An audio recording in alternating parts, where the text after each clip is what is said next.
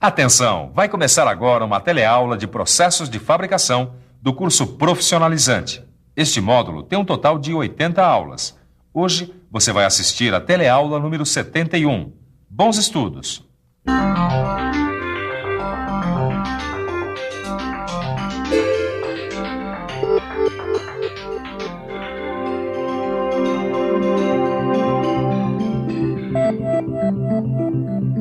Na nossa vida diária, nós deparamos com vários objetos úteis. Quando prestamos um pouquinho de atenção neles, logo vem a pergunta: como será que eles são feitos? Essa curiosidade é importante, principalmente para aquele que pretende trabalhar no diversificado mundo da mecânica. Foi justamente tentando encontrar soluções para os problemas que foram criadas as ferramentas e as máquinas dos diversos processos de fabricação que você tem visto. Por exemplo, uma pequena presilha para papel, como essa aqui. Se você reparar direito, vai ver que não é um objeto tão simples como parece. Tem uma série de dobras. Como será que esse tipo de dobra, ou mesmo alguns cortes, são realizados? Esse é o assunto da teleaula de hoje. Hoje você vai ter uma visão geral de como são os processos de conformação por meio de estampos de corte e dobra. Vai conhecer os princípios dessa operação, assim como a utilização dos estampos. Vai ter também uma noção de como acontecem o corte e a dobra do material.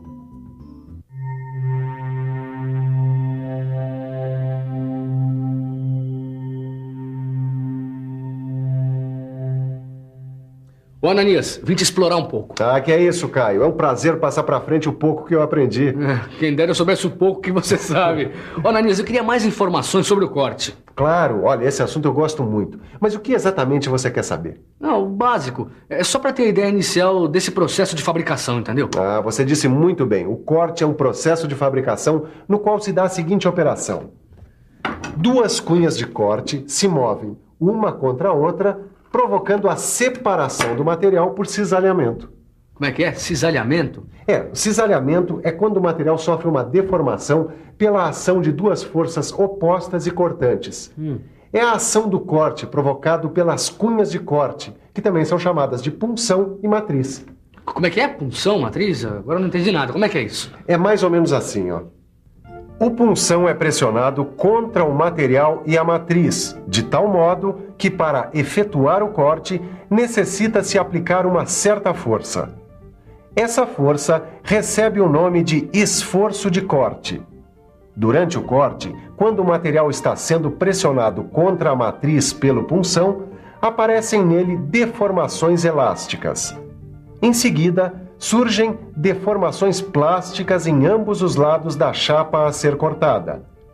Com a pressão contínua do punção contra a matriz, o material começa a trincar, e essas trincas de ruptura, quando se unem, vão separando a peça da chapa. Uma das características do corte é que a separação de materiais acontece sem a formação de cavacos. Quer dizer que é possível obter um corte sem rebarbas? Esse corte pode ser obtido quando as trincas que se iniciam nos fios de corte se encontram. Mas para que isso aconteça, é preciso que haja uma folga adequada entre o punção e a matriz. É a chamada folga de corte. E como é que essa folga é calculada? Bom, aí depende do material a ser trabalhado. Quer dizer, você vai ter que levar em consideração a espessura do material e a sua resistência à tração. Essa operação que você viu o Ananias ensinando é o corte. Mas existe também um outro processo de fabricação por conformação, que é a dobra. Nesse processo, uma ferramenta composta por um conjunto de duas ou mais peças exerce uma força sobre uma superfície, alterando essa superfície. Sob a ação da força exercida pela ferramenta, a chapa, plana, vai sendo alterada, adquirindo a mesma forma encontrada tanto no punção quanto na matriz. Essas operações de dobramento têm a finalidade de dar forma a peças e a perfis. Agora que você conhece essas duas operações, você deve estar se perguntando: mas qual exatamente é a ferramenta utilizada para o corte e para a dobra? Pois é isso que você vai conhecer agora. A ferramenta utilizada nos processos de corte e dobra é o estampo.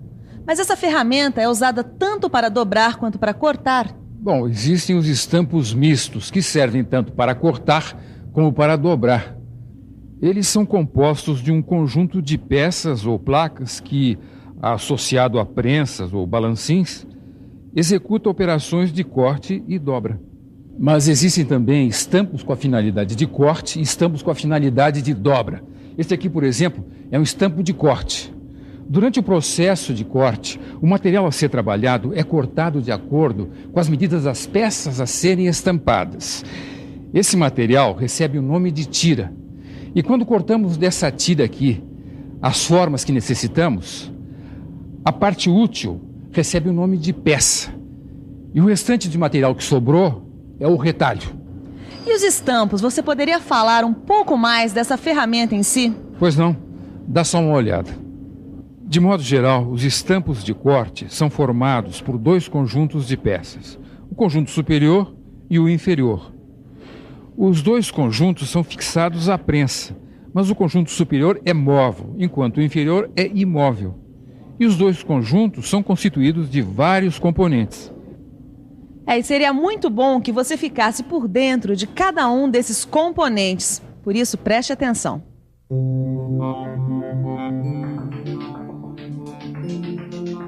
A parte superior do estampo é formada pelos seguintes componentes: a espiga, uma peça geralmente cilíndrica, feita de aço 1020 a 1030, que é introduzida e presa no alojamento do cabeçote da prensa e sustenta o conjunto superior. A placa superior também é uma placa de aço 1020 a 1030, cuja finalidade é fixar a espiga e unir, através de parafusos, duas outras placas, a placa de choque e a placa porta-punção. O aço da placa de choque é 1060 a 1070. Ela é temperada e retificada, e sua função é receber os choques produzidos pelas cabeças dos punções no momento em que eles furam ou cortam a chapa, evitando sua penetração na placa superior. E sua espessura varia de acordo com o material a ser cortado. A placa porta-punções é feita de aço 1020 a 1030, situada logo abaixo da placa de choque e da placa superior. Ela é fixada por parafusos e sua função é a de sustentar punções e cunhas. O punção é o componente que faz o corte quando introduzido nas cavidades da placa matriz, dando forma ao produto. É feito de aço com alto teor de carbono. Ele pode ser um punção simples, quando sua forma não apresenta dificuldades de construção. Mas quando ele possui partes frágeis que serão submetidas a grandes esforços, é chamado de punção com peças postiças. Existe também um punção cuja largura equivale ao passo da matriz, que é conhecido como faca de avanço. Ele é utilizado em estampos progressivos quando existe a necessidade de maior rapidez no trabalho. A faca de avanço faz um corte lateral na tira, com a mesma medida do passo. Isso possibilita o deslocamento da tira em passos constantes para a obtenção de peças padronizadas. Todos esses componentes que você viu, espiga, placa superior, placa de choque, placa porta-punções, punção e faca de avanço, são componentes do conjunto superior de um estampo para corte. Mas como você viu também, o estampo é composto de um conjunto inferior que possui vários outros componentes importantes para se conhecer. Um deles é a placa guia, uma placa de aço 1020 a 1030 que tem a função de guiar os punções e pilotos centradores nas cavidades cortantes da matriz. A espessura da guia vai depender do tamanho do estampo, do curso e da função dos punções. Existem também as guias laterais, duas peças de aço 1040 a 1060 colocadas na lateral da placa matriz, cuja função é guiar a tira de material a ser cortado. Elas podem ser temperadas e revenidas. A placa matriz é uma placa de aço com alto teor de carbono, temperada, revenida e retificada, com cavidades que têm a mesma secção dos punções. Ela tem a função de reproduzir peças pela ação dos punções. Pode ser inteiriça, quando é constituída de apenas uma peça, ou seccionada, isso é, constituída de várias peças e utilizada nos estampos de grandes dimensões. E por fim, existe a placa base, que serve de apoio à placa matriz e é fixada a ela por meio de parafusos e pinos de guia. É construída em aço 1020 a 1030. Quando a peça já cortada sai pela parte inferior da matriz, a placa base tem sempre uma cavidade com dimensão maior para facilitar a saída. Como você viu, o conjunto inferior do estampo é constituído pela placa guia, pelas guias laterais, pela placa matriz e pela placa base. Agora é hora de você saber alguma coisa sobre o estampo de dobra. O estampo de dobra também é conhecido como dobrador. E é igual ao estampo de corte? Bom, ele também é formado por punção e matriz, que são guiados pelo cabeçote da prensa. Assim, olha. O punção é esta peça maciça. A parte inferior dele tem um perfil que corresponde à superfície interna da peça que está sendo dobrada. Ele pode ser fixado diretamente no cabeçote através da espiga. A matriz é de aço e a sua parte superior tem a forma da parte exterior da peça e pode ser fixada diretamente sobre a mesa da prensa. Geralmente é sobre a matriz que se fixam as guias do material da peça, que são elementos adaptados ao estampo para dar uma posição adequada ao trabalho. E me diz uma coisa, com esse estampo eu posso dobrar qualquer coisa? Quer dizer, eu posso conseguir qualquer tipo de perfil? Bom, com a técnica de dobrar que você tem hoje em dia, você consegue várias possibilidades, mas é importante observar os diferentes aspectos do trabalho. Como assim? Olha, com um estampo simples, você pode conseguir vários perfis, mudando somente a posição da peça para obter a forma que você deseja. Mas preste atenção numa coisa. Olha aqui. Devido à recuperação elástica, uma peça que foi dobrada tende a voltar à forma inicial. E aí, como é que a gente faz? Por isso, quando você está fazendo um trabalho de dobra, precisa calcular um ângulo menor do que o desejado, para que depois desse processo da recuperação elástica, a peça fique com o ângulo previsto. Existe uma região na peça dobrada onde não ocorre deformação por tração, nem por compressão. É onde se localiza a chamada linha neutra, que é utilizada nesses cálculos do estampo de dobra. Repare na deformação sofrida pela seção da peça dobrada. Outra coisa que precisa de cuidado é se o raio interno é muito pequeno quando se dobra a chapa. Com isso, a peça pode trincar, romper, ter uma redução de espessura ou perder a resistência desejada. Aqui é necessário calcular o raio mínimo, que vai depender do material com que se está trabalhando. E existem muitas coisas a se considerar.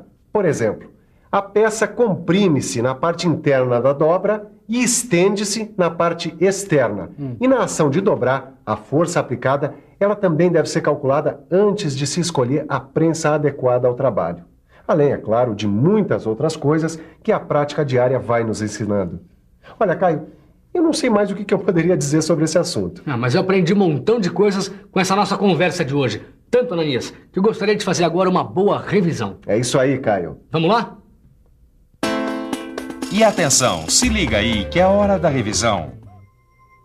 Na teleaula de hoje, você conheceu 2 processos de fabricação por conformação, o corte e a dobra.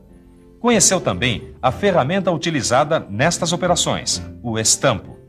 Viu que existem estampos para corte, estampos para dobra e também estampos mistos, que unem os 2 processos. Aprendeu que os estampos para corte são constituídos de 2 conjuntos, um superior e outro inferior, e que cada conjunto, por sua vez, possui diversos componentes. Conheceu também as partes que constituem um estampo para dobra e considerou vários aspectos gerais que determinam a qualidade de um produto. Tudo isso que você viu nesta teleaula pode ser assimilado melhor com a ajuda do seu livro de estudos. Nele você vai encontrar exercícios que vão te ajudar a assimilar melhor esses conteúdos. Bons estudos e até a próxima teleaula.